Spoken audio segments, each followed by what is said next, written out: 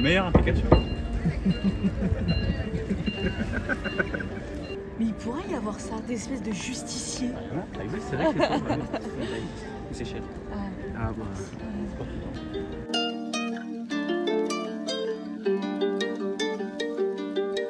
Bonjour et bienvenue dans notre nouvelle émission. Aujourd'hui, nous allons interroger les gens sur le cyberharcèlement. En un mot, En un mot. Réseaux sociaux. En un mot, détresse. pression. Je dirais de la pression médiatique. Dangereux.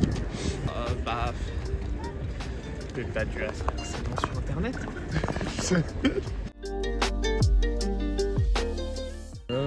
Discord. Bah, sur les réseaux sociaux. Sur les réseaux sociaux. TikTok. Surtout Twitter, je pense. Twitter, Facebook, Snapchat, voilà. Peu importe le réseau social en fait. De base, je dirais les réseaux sociaux. Tout ce qui met en lien les gens. C'est dur pour moi de le dire, mais. Témoin, je veux non. Enfin, sur une personne que je connais. Non. Jamais. Non, cyberharcelé, non. Harcelé à l'école, plus jeune, oui, mais bon, c'était encore assez peu sur internet. Oui, je pense qu'on a tous déjà été témoins lorsqu'on voit peut-être sur les réseaux sociaux des personnes qui se font un peu vont se faire harceler ou des personnes sur lesquelles peut-être on va se moquer ou les charrier de manière trop importante. Je me suis fait cyberharceler quand j'avais 7 ans. J'étais actuellement sur le jeu Minecraft et ils m'ont tout pris, ils m'ont tout volé, ils m'ont laissé qu'une chaise et un mineshaft. Franchement, je sais pas. Alors moi, franchement, si j'aurais été témoin de cyberharcèlement, j'aurais contacté le 18. Je pense que j'appellerais quelqu'un. Tu sais, j'aimerais bien genre faire des recherches sur, tu sais, les personnes qui sont les hackers. Les hackers. Ouais, comme ça pour démasquer celui qui harcèle et pour Dénoncer la police après. Comment? Et dénoncer à la police après. Voilà, exactement. Je pense que je signalerai, vu qu'il y a souvent des boutons de signalement. Après, est-ce qu'il fonctionne vraiment Pas toujours malheureusement. En vrai, je dirais à la personne de couper les réseaux. Témoin actif, je dirais que j'essaierai de prendre la défense de la personne ou du moins inciter la personne à au moins se déconnecter du réseau pour ne pas que ça ait une influence sur cette personne. Alors en vrai de vrai, je sais que c'est grave, mais je sais pas ce que je ferais en mode. Je pense qu'il faut le dénoncer, tout ça, je le sais, mais je sais pas.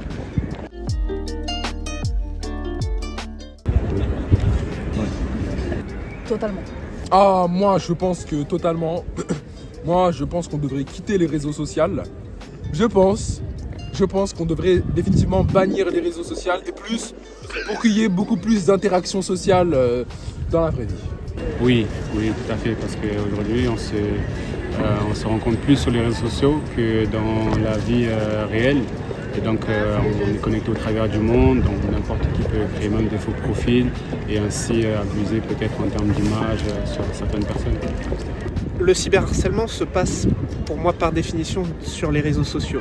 Donc logiquement il joue un rôle. Après c'est aussi le manque c'est surtout le manque de modération. Mais pas seulement, il y a aussi d'autres facteurs évidemment. Très bonne question. Franchement, aucune idée, je t'avoue. Je pense pas qu'ils puissent censurer des messages ou quoi, genre toutes les conversations des gens. Je sais pas ce qu'ils pourraient faire. Les plateformes. Alors les plateformes devraient plus avoir des services de modération car en fait en cas de cyberharcèlement on peut vraiment rien faire car ça serait assez facile de stocker des choses sur des torrents car ce serait des fichiers qu'on appelle cadenassés, c'est-à-dire qu'on peut même pas les supprimer ou c'est-à-dire que ça pourrait être des photos, des choses comme ça sur des gens et ça c'est grave, ça c'est très grave.